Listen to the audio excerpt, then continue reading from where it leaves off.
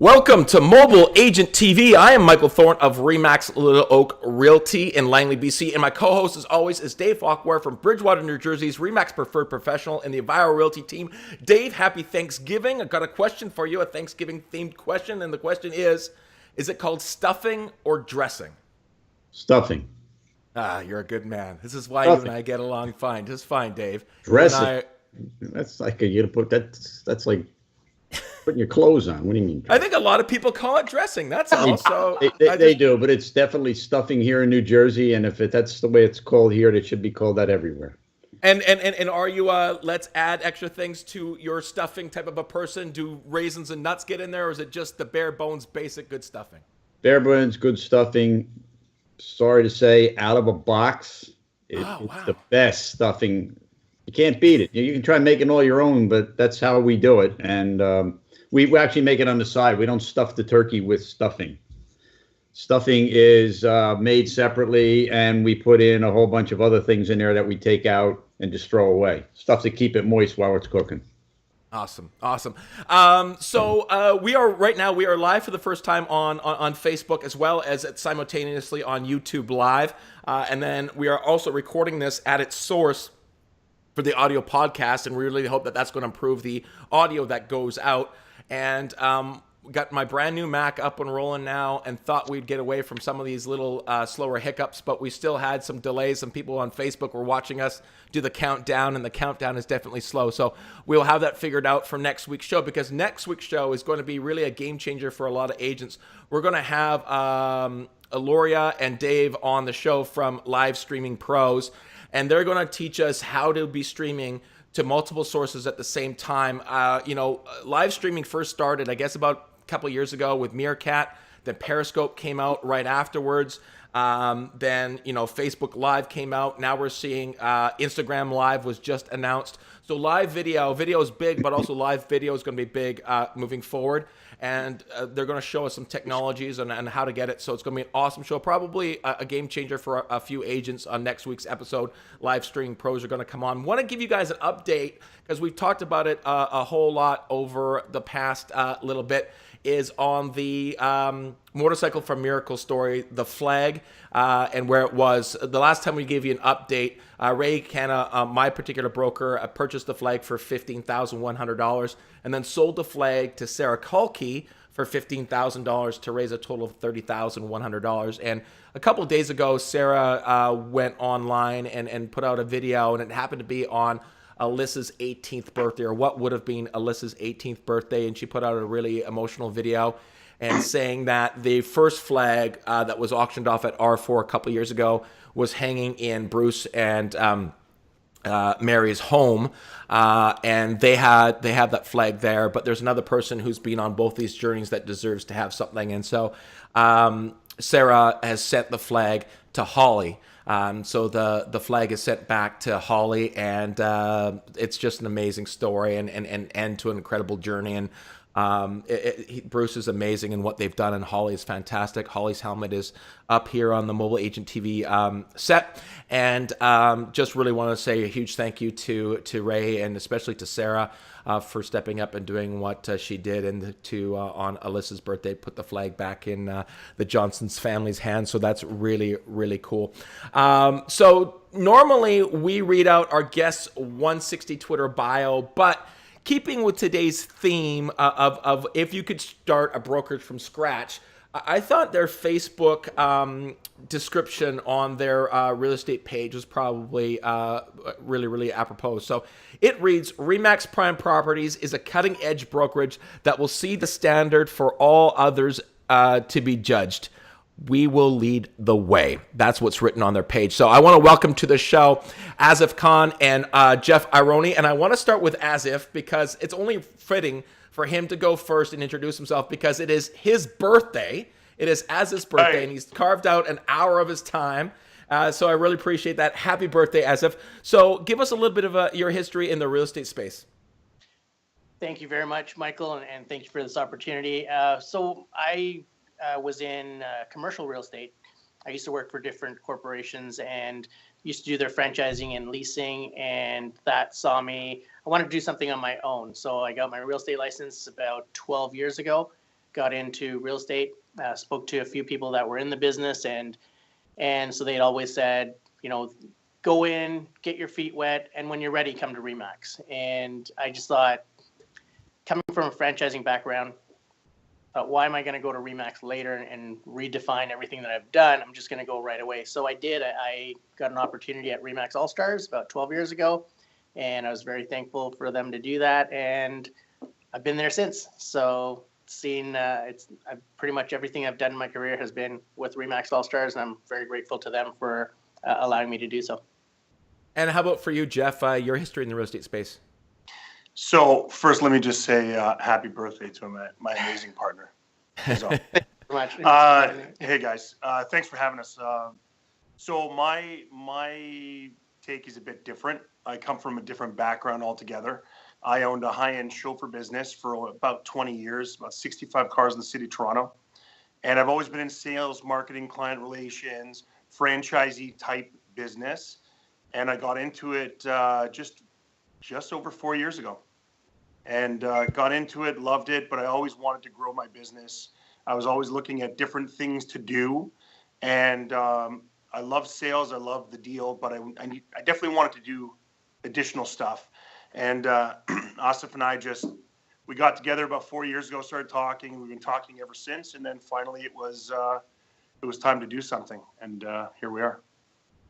So, and that's really what we want to get into talking about. We want to talk about the idea that if you could start a brokerage from scratch in 2016, like what decisions would you make and how would that differ from what exists out there? And I think this is a show that I've been wanting to do for a while, and it was hard to sort of find two younger brokers that have gone out and purchased a franchise and starting from scratch. It's a lot different starting from scratch versus moving from a different brand or acquiring an existing brokerage, because there's a lot of things when you move from a previous brand or acquire a brokerage that's already set in stone. You already have a sales force in place that has a particular way of doing business. You already have bricks and mortar that are built out a certain way. You already have an existing culture that exists there, and it's a lot different starting from scratch with a lot of the changes that our society has seen, and definitely our industry has seen in the last 5 years or so. To have an opportunity to start from scratch, because it will affect the way that you build out your bricks and mortar location. It will affect the way that you start your recruiting or how you start to build culture. So that's really what I want to dig in with you guys on this. So the first question, and Dave, a former broker, will probably want this question to be asked, and a lot of people do. Why would you want to be a broker? That's a great question. So originally, why not? Well, originally when we got together. Oh, I gave you some reasons why not, but go ahead. Well, originally when Jeff came out, we had lunch, and we thought, let's build a mega team. And we looked at different opportunities that we had with existing brokerages in order to build our mega team. And as we started putting a business plan in place, I turned to him one day and I said, we're building a brokerage. We're not really building a mega team. And I said that I think that's something that we should explore. Yeah. And so we had a couple of lunches with our advisors, and that's how it took off. But when you're running a team, there's not much more to it in terms of systems or culture than building a brokerage. And the reason we went to do one from scratch rather than buy an existing one and convert it was because when you're doing that, you're inheriting a culture that may not fit with the way that you want to do business. So this way we get to guide our own or write our own destiny. It's we're building it the way we want it. We're building it the way that our teams have been built, and we get to take it in a direction that we think that the industry is going. Yeah, we get to infuse it with our own culture, our own values, our own beliefs, and also from our experience with other brokerages and what we'd like to try differently. Not to say other things were bad, it's just a different view, a different look, a different feel. What's big nowadays is the community feel. And for us, we're all about giving back, not just to charity, but to people. And we want to see everyone succeed around us. And that's basically the foundation of our brokerage. Yeah, it's okay. So building a team and building a brokerage for you is the similar thing. And Dave, that's a question you've debated. Like, why would you want to do that? And I really think there, as far as the great brokers out there, and there are some great brokers, they're sort of the unsung hero because we do need them, and I think they're fewer and far between.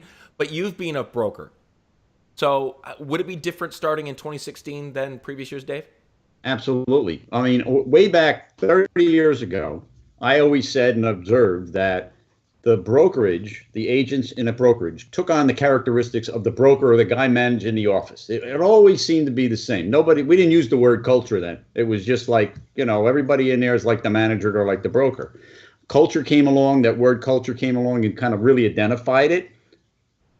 Being a broker and running a team selling real estate are actually two different businesses altogether, in my mind. And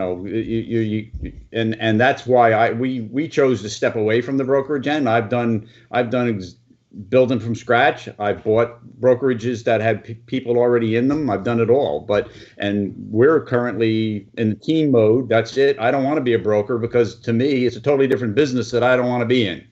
All right.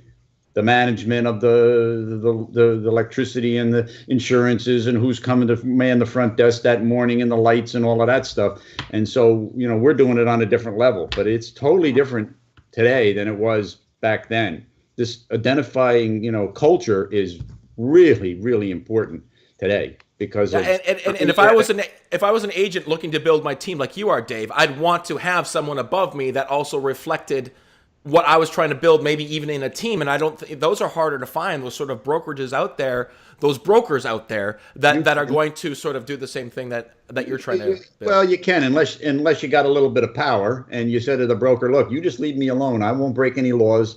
I'm going to form my team. We're going to do a good thing here for you. And you kind of do your thing and I'll do my thing. That exists. That's kind of what our thing is right now. We've got to kind of, our offices run different than we would run our team. And they know that, they know me and they know Vanessa and they know how we work, and we're not going to, all we're going to do is make them money, and stay separate from, and which that's important. It's important. Oh yeah, it's real important. So let's sort of try to go through this in a chronological order, as you guys have obviously had conversations about this over a year or so, I would imagine, before you get to this point where you actually have drywall going up. So the first question that you would have to ask yourself if you did say, yes, I want to own a brokerage, would be independent or franchise. And then if you decide to go with franchise, there's a lot of them out there that would sell you a franchise. The Royal LePages, the Suttons, they would all be willing to sell you a franchise. So take us through that process of deciding independent versus franchise, and then ultimately, why would you decide, if we are going to start a franchise, let's start a RE/MAX franchise? I think it's a no-brainer. Yeah, I mean, I came from the franchise industry, so I know the importance of the brand. It's easy to start your own. There's hundreds of them out there. Absolutely. But it's how big do you want to be? And if you're going to do it, why would you, make this type of investment and be on your own? You've got proven systems. You've got track record, brand recognition. There's so many reasons to go with a brand. It's like opening up your own hamburger place versus a McDonald's. You'll do great. You'll make enough to make a living, but will you make enough to support future businesses or future brokerages? And I think that's where a properly run brand or an established brand comes into place, because there are other brands out there. There's a brand out there that offered us a free franchise. That's right. And but we would never consider it. And I think from day one, we knew RE/MAX was going to be where we wanted to be and who we wanted to grow with. Yeah, as far as brand recognition, I mean, it is the biggest brand in the world as far as real estate goes. And so why, when we're trying to do something on our own and trying to build, why try and reinvent the wheel? We have something amazing that instantly gives you credibility as far as a look and a feel, and then it's us bringing everything else to it. So RE/MAX for us, I think it wasn't even a question. Do you guys sort of separate your in your business plan, your selling of real estate? I assume you guys both of you still go out and sell real estate? Yes, no? We do. Yeah. Okay. You sort of separate that? You have to. Well, I know. I'm just. Yeah, we have. What you guys do. Yeah, so it's very simple. He has a team. I have a team. We trade different areas, but the biggest thing is that we are not here to take anything away from our people. Everything is open and honest with everybody, and we have a great lead generation tool and system and give backs to our people that are completely independent of what we're doing. Right? We're not, any leads that come in, we have a proven system that we show transparency 100% to all of our people. Right? So I think that's very important. Right, so you have three different streams of income here. I mean, you each have your own real estate stream of income, and you have the brokerage stream of income from the agents that work in your office that pay desk fees. Or I know it's a little different in Canada than it is here in the States, but you have three different streams of income. Right. And the important thing is the fact that we do have our own businesses. It actually helps with our agents because they know what we're doing is directly relevant to what they're doing. And so when we're going out and doing our training seminars or helping them out with their listings or price reductions or anything of that sort, they know that we're in it together because we've just gone through the same situation, a day or so. I know that business-wise, I'm not going to do the same amount as I did previously before owning a brokerage, because the focus has to be divided. The percentage of my time spent generating business is different now because now we're responsible for our agents and our brokers in order to help them.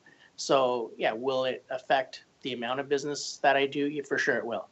Do I still need to do that business in order to support the brokerage? Yes, we do. Of course. So that's how I think there's a division of time that is going to be applied to this, and it just has to be done right.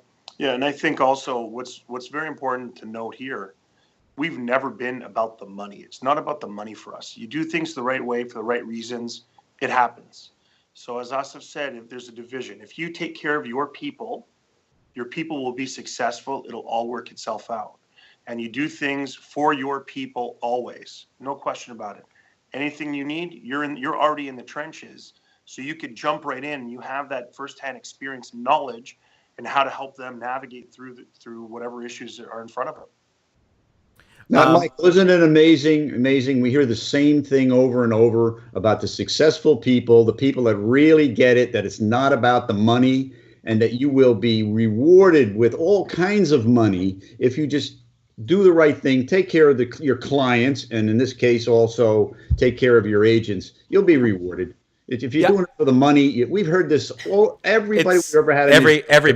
Everybody on this show for 3.5 years has said the exact same thing, and it's if you focus on anything but the money comes, and that's kind of like this oxymoron, this back and forth. Because if you want to be financially successful, that's the thing you shouldn't worry about, and it's sort of counterintuitive, but it's everyone that has been successful that's come on the show the last 3.5 years have said the exact same thing, Dave, to a person. Take care of everything else. Must be something to that, you think? There might be something to it. So those the regular watchers on the show know that I have a curiosity about branding, name brands. We dove into it with Bomb Bomb and originally Cardivi. I asked the question why it was named that. So one of the curious things is you're starting a new brokerage. You're going to go with Remax, something behind the Remax. You guys went with Prime Properties. Why Remax Prime Properties? We wanted it to be something about what we do rather than, something driven about agents and things like that. So, you get superstars and experts and things like that. But we want it to be relative to what we're doing in the industry and what we can give back. So, and we're all about prime properties. Yep. So it's easy for people to identify with it. As we grow, we want to have more locations that will be prime property. So we have a location that's in one of the busiest shopping centers in Markham. And, it's a prime location, but we want everything. We want all of our locations to be in prime locations as well. Yeah. But also when people are looking for a house or a business or or anything real estate related, they're looking for, a prime location or a prime property. And that's what we wanted to relate back through our name was, this is who we are, this is what we do. Yeah, that's it. It's not about the person. It's not about ego driven or anything like that. It's about our business. Yep.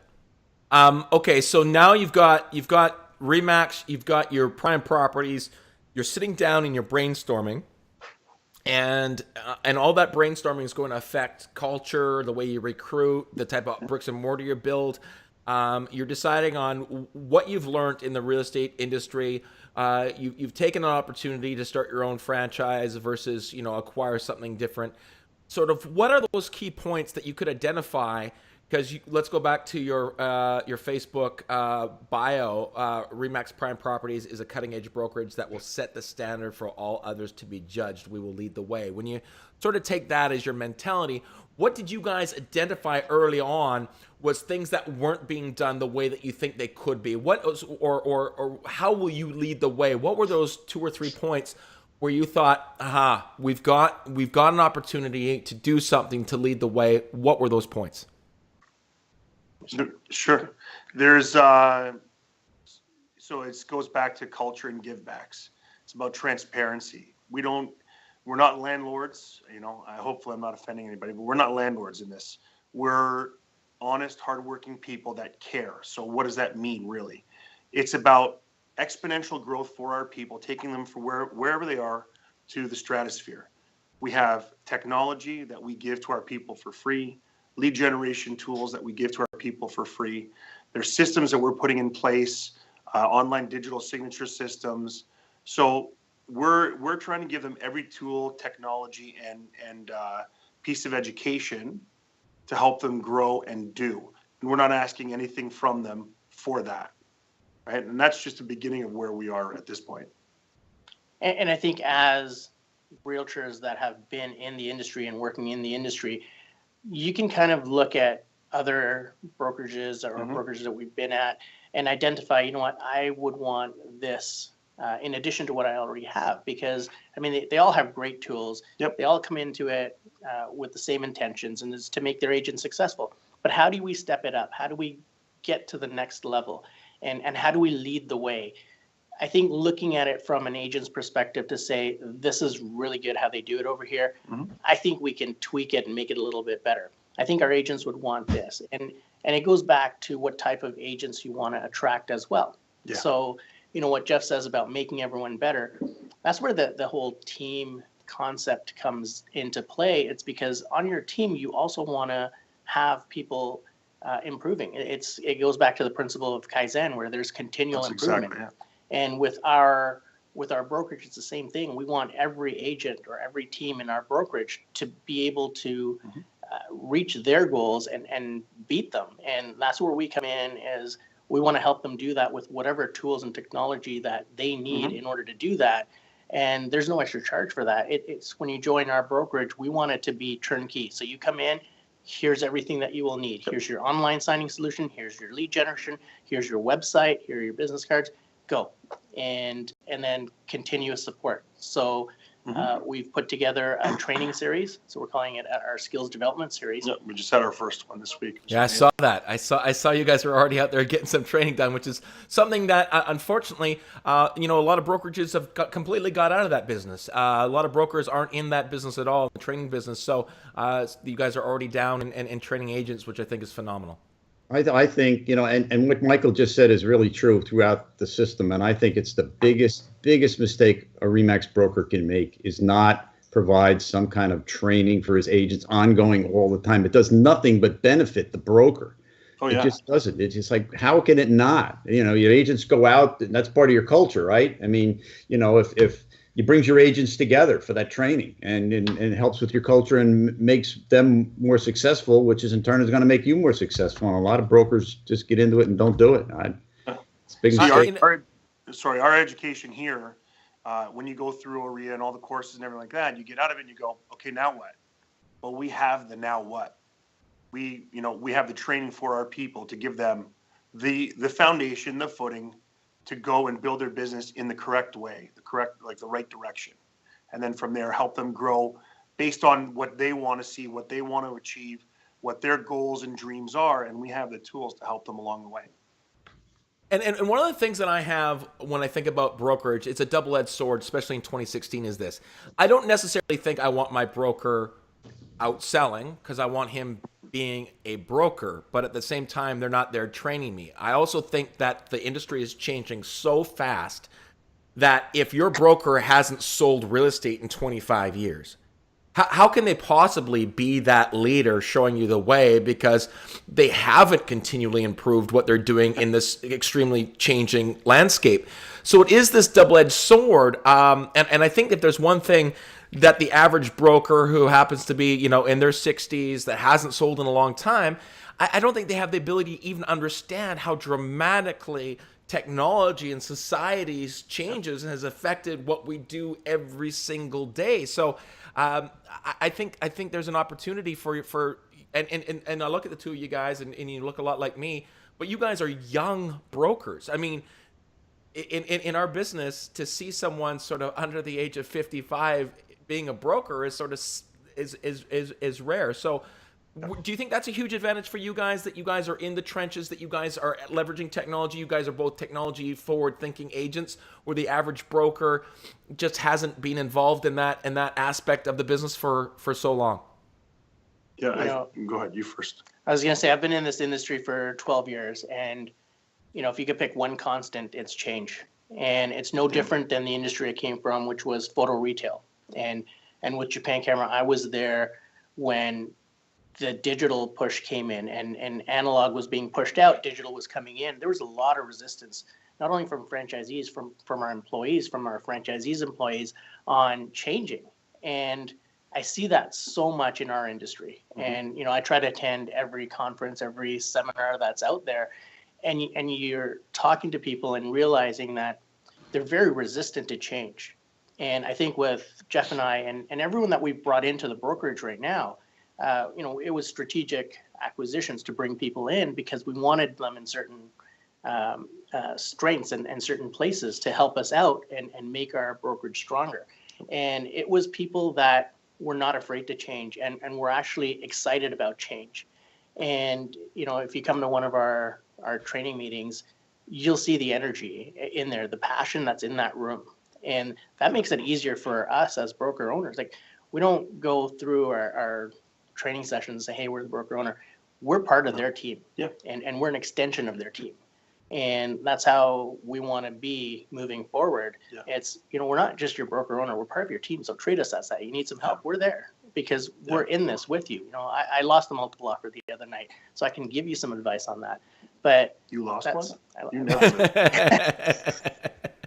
So, one of the biggest things for us, to go back, it's not about ego. It's not ego driven. Our business is 100% transparent for them. So, to your point about selling brokers and not selling brokers and the experience of being in trenches, our business does not affect their business. And we in no way will ever try and undermine their business. And I think a part of, no matter what happens with us, no matter how big it grows, we have a strategic plan for growth, but no matter how big it grows, we're still the same guys we always were and always will be, and are always about taking care of the next, our fellow man, fellow woman, and, colleague. Yeah, I love that. So you guys, how many agents do you have? I mean, both your teams, how many agents are there at Prime Properties now? Because you guys only made the announcement of your franchise like 2 months ago? October 3rd. So we have 12 agents now. Yep. I think it'll start to amp up after we have our location. Right now, we're just running out of my team office, but I think once we have our location, people can see it. I mean, this is going to be a very different location than what the interior real estate scene has around. But it's going to be different. It's very exciting. We have a state-of-the-art designer who did an incredible job, and we're just excited to get it started. Yeah. Okay, we're going to talk about bricks and mortar in a sec, but before we get there, I want to talk about, and maybe bricks and mortar has a big role in it. Is the idea then when you're going to go out and recruit an agent that's going to match sort of your vision and play a part in your culture? Because every single person you hire, from the front staff to agents to brokerage, affect the culture. And Dave and I have already said how important I think that is in 2016. How do you just put out that you're doing things differently? You put out how you're doing it differently, and then those people that are so thirsty for that type of environment come to you and say, I want to be surrounded by this type of environment? Or do you guys have been in the business, in the marketplace for a period of time, say, I've done business with this particular agent a bunch of times.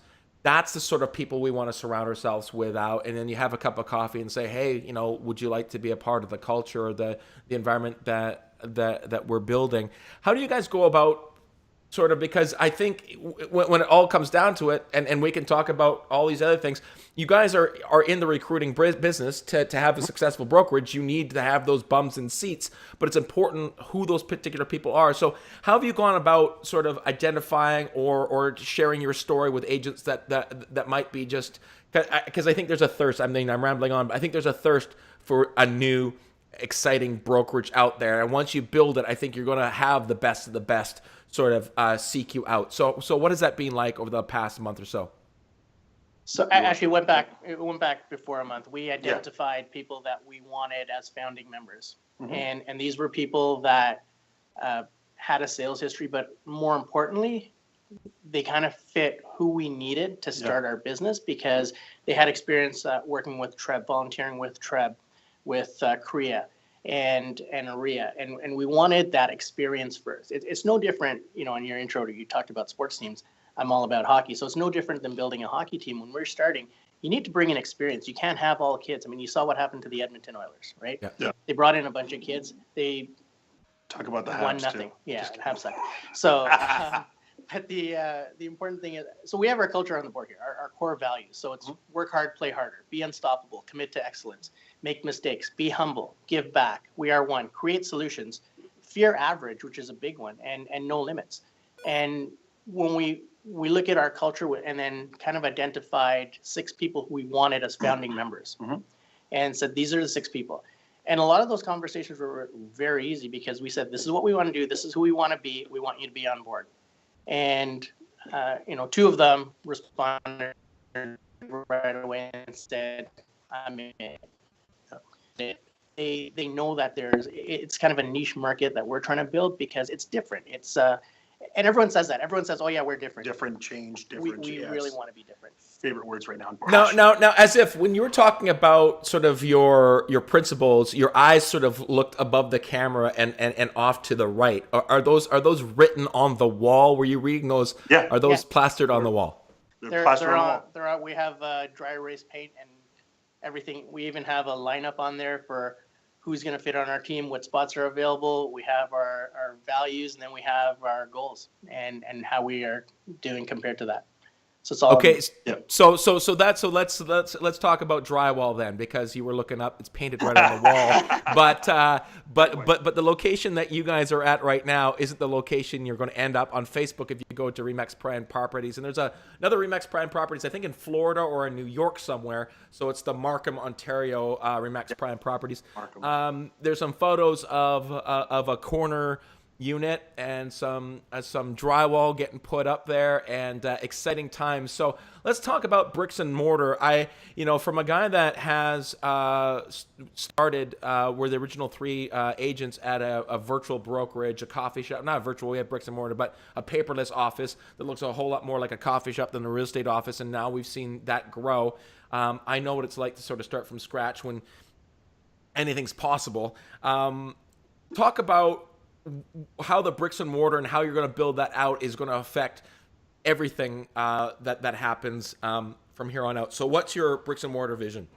So we're very simple. 1,000 square feet.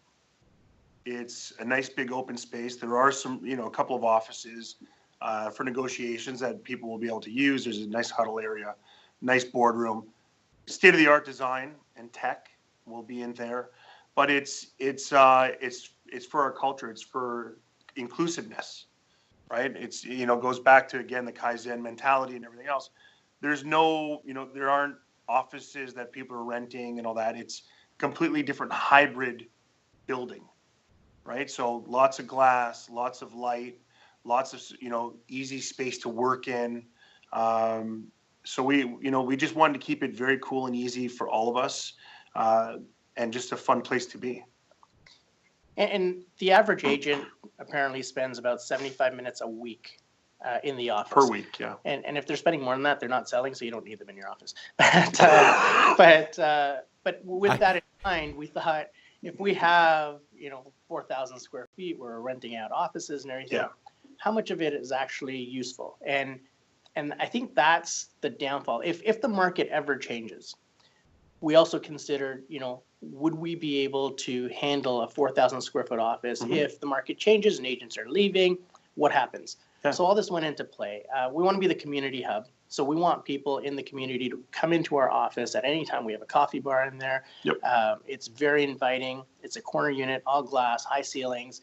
So, with that in mind, do you really need 3,000 or 4,000 square feet?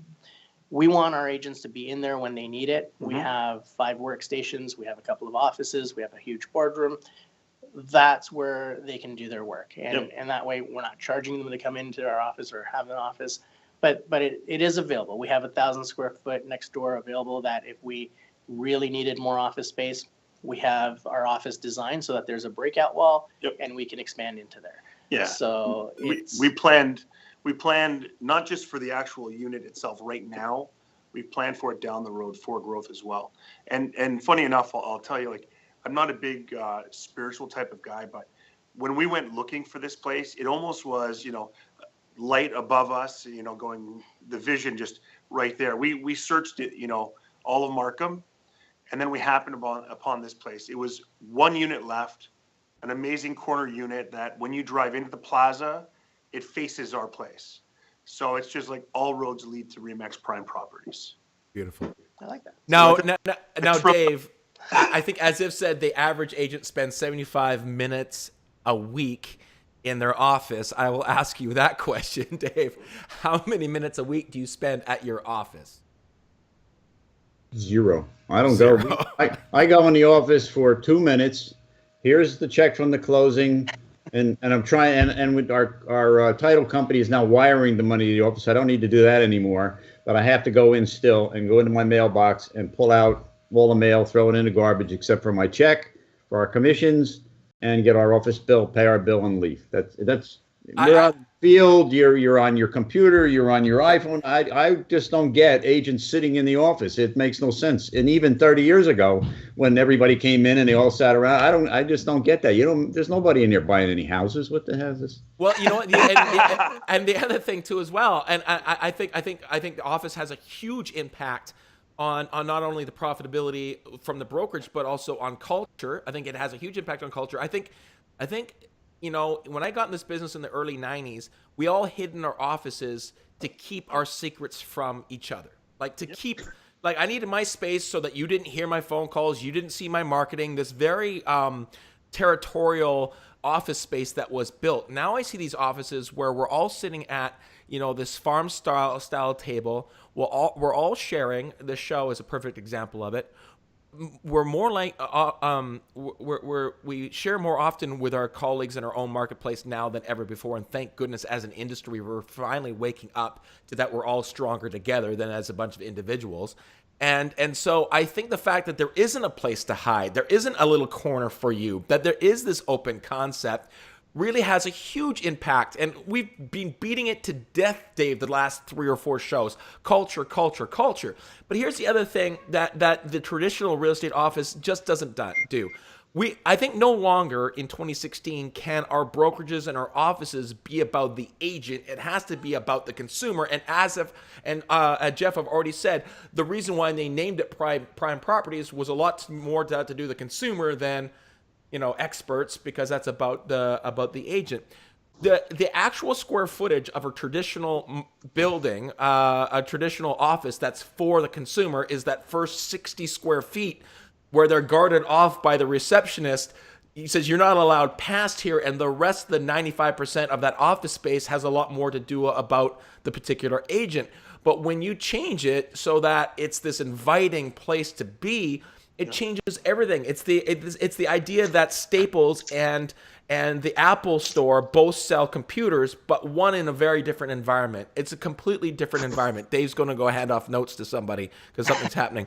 But that's a conscious decision that it's a lot more about the consumer. And you'll find, guys, in our virtual office, that looks like a living room in a coffee shop. We actually had, when we were open the very first week, this older gentleman came into the office. He took off his shoes.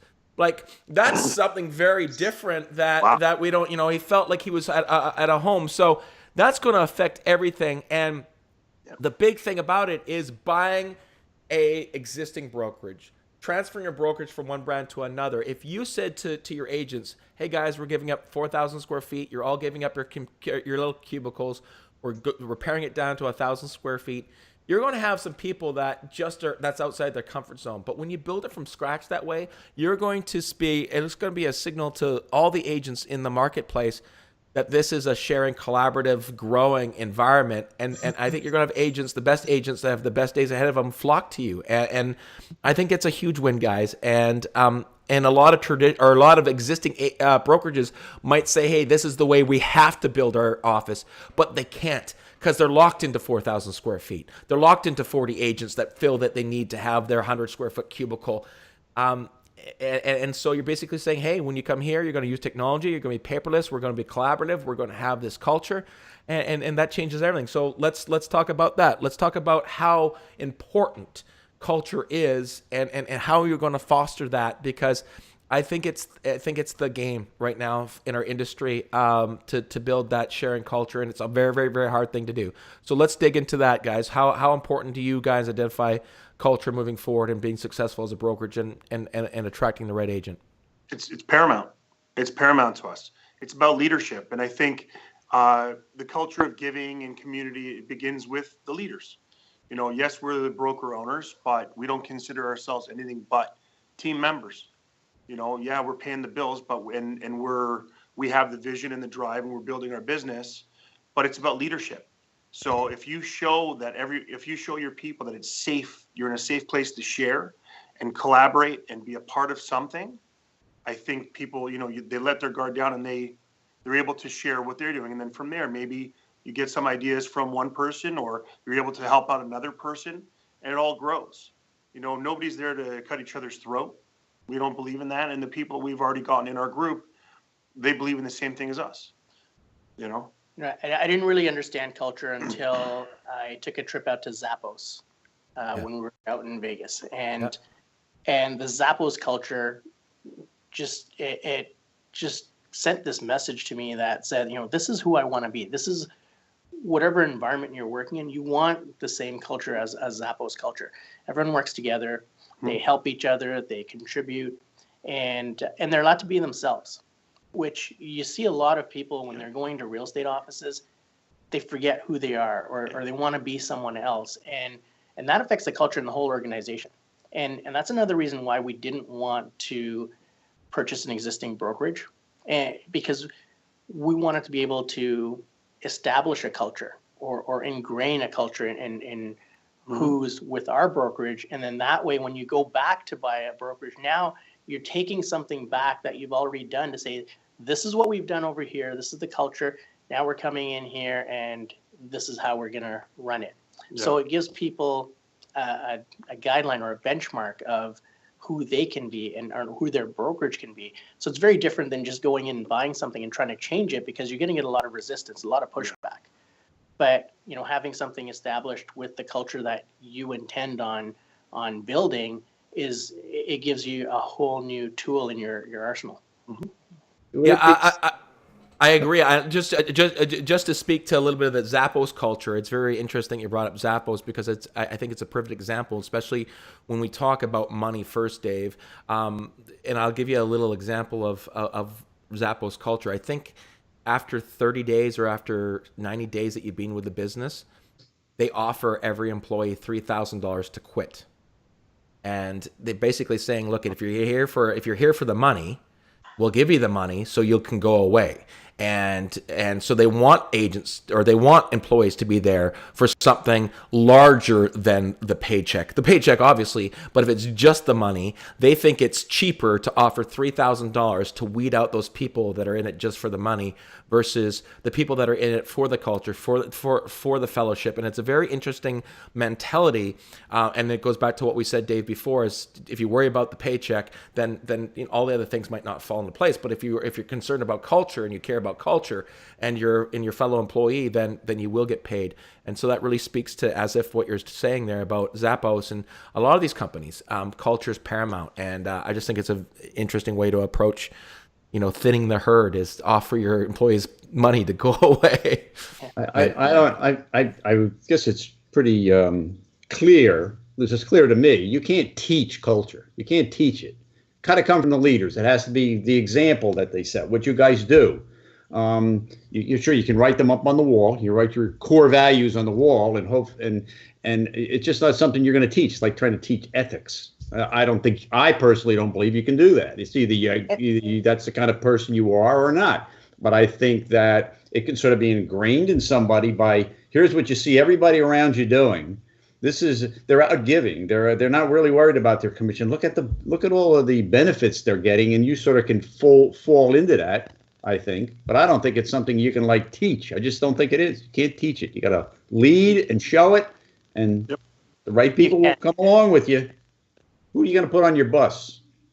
Just to add to that, you can't teach it. And I mean, we're new. We want as many agents as we can get, but we've turned down agents because they don't fit our culture.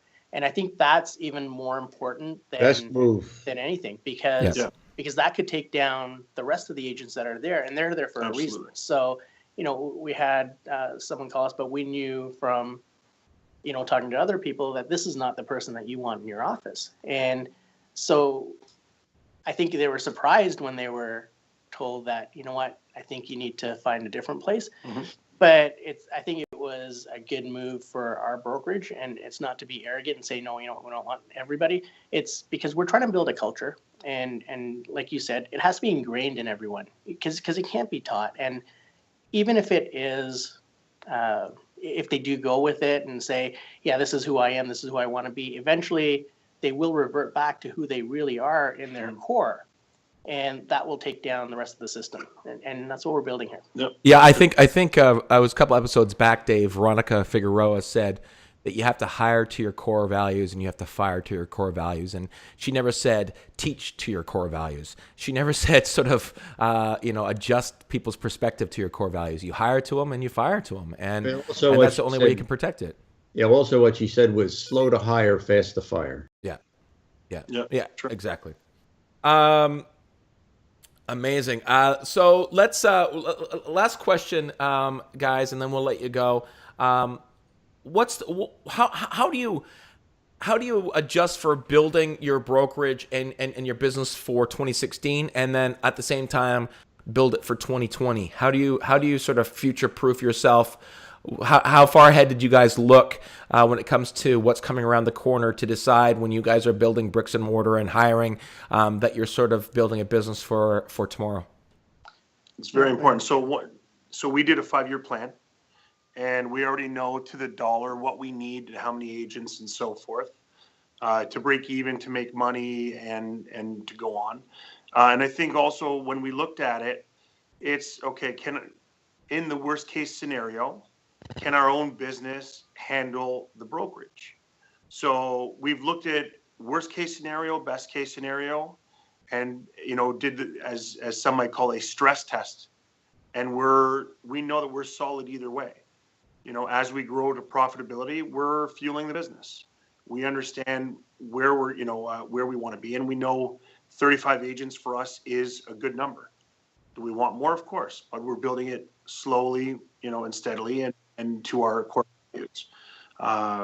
So I think for us, we have a big picture. Obviously, we will expand in, different offices and so forth. But it's one of the things when we went to Remax with our business plan was, it's about being small, understanding we're going to lose money at certain numbers, and being able to sustain it, and then slow growth. So we're very careful and meticulous how we went that way. or how we looked into our plan. Dave, you're a new agent, and you're trying to find the right place to fit in. Do you think there's going to be a lot more of these start from scratch versus you try to adapt the current brokerage? I think we're going to see a lot more of these younger brokers start something and build something, because I think it's really hard to turn a cruise liner around when you already have 40, 50 agents. Sometimes that's hard. So if you were a young agent, how would you make sure that you were protecting yourself and making sure you're in the right hands of a brokerage? How would you go about hunting down the right place? In my opinion, I would think that you would, if you're a young agent, find a team that can mentor you along. Even Remax. I mean, look, our team growing, we're willing to have new agents because we're going to take them under our wings. That's one of the biggest problems in the business is new agents that are just out there. They came from a conventional office, and the brokers aren't doing those young people any favors by just here's your desk. You know how to write a contract, go out and do it. It just doesn't work. I just think you need to initially treat it like a business, which it is. If you're a young agent, treat it like a business, come up with a business plan, find somebody to work under. You're not going to be successful to start with. Just like these guys went and they have a business plan and they know there's going to be a certain learning curve to get through some things. And it's not always going to be, peaches and cream, so to speak. There's going to be times where it's a bit any business that goes from zero to hero or shoots right to the top is going to have problems. You got to do it slow. So young agents, find a mentor, find a team to join, and find somebody that's willing to teach you the business, and you have a much better chance of being successful in the long run. And it goes back to something that Jeff and Asif said at the very beginning is you finish your training, and the question every young agent asks himself is, now what?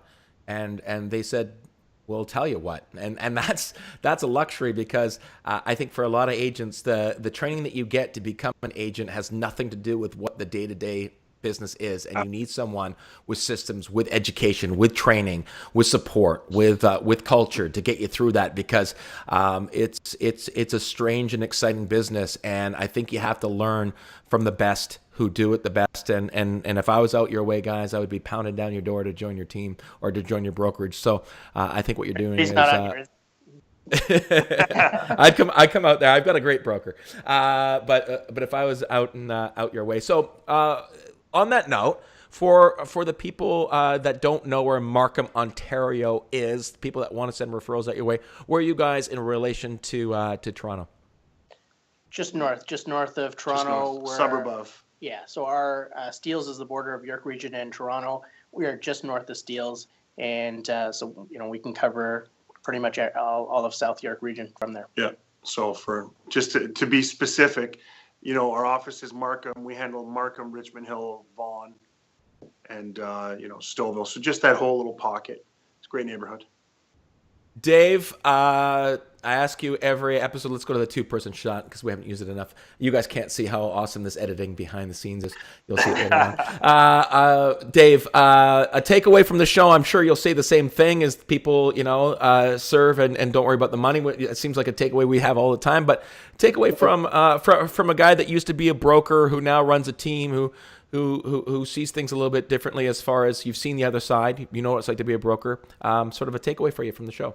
Well, I kind of like the business model. These guys have a business model that the transparency part of it, because being a competing broker with your agents without having that transparency and that culture is dangerous. It's dangerous. You can't have the kind of culture you want if the broker is literally competing with their agents, because then there's all kinds of questions going on. But the business model that you guys have portrayed here, I think is a home run. My advice, because I've been on all ends of it, is stay the course, stay transparent, stay with everything that you said here today, and I guarantee you that you will be successful. And this is the place, if you're an agent in that market, and whether you're new or experienced, seek these guys out. Seek them out. Thank you I very agree. much. Thank you. So on that note, how do people get a hold of you guys? How do people have a cup of coffee, see if you're the right fit, or how do people send you referrals? So, you can reach us through our office at 905-554-5522, or you can reach us both through one email. It's concierge@remaxprimeproperties.ca. Awesome. I thank you guys so much for coming on for an hour of your time. I really appreciate it. It's a topic that we've wanted to tackle for a while, and there's just not enough young brokers starting franchises from scratch to sort of dig into. I think we're going to see it more and more. Now, I do want to let everyone know that Dave did send me a text during the show that Vanessa's watching the show and it's choppy on YouTube. We got that. There was some headaches getting this one started. I'm going to jump on a call, try to jump on a call with Loria and David from Live Streaming Pros here today or tomorrow to sort out all these issues. But I will promise you next week's episode, December the 2nd. Now, it's at a special time, Dave. I haven't even cleared this with you yet. Hopefully you can make the show. They do a live streaming show every single day. So, and they're sort of on the same time that we're on. So next week is going to be December the 2nd at 4 p.m.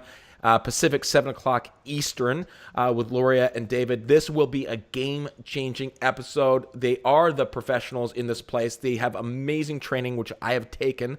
Very affordable training to get you live streaming. Hopefully by next week, we'll be live streaming simultaneously on Facebook Live, on YouTube Live, and over Twitter. And something's coming in January where it's going to aggregate all the comments and all the interaction into one place so that you can interact with your audience on the platform that they want to interact with.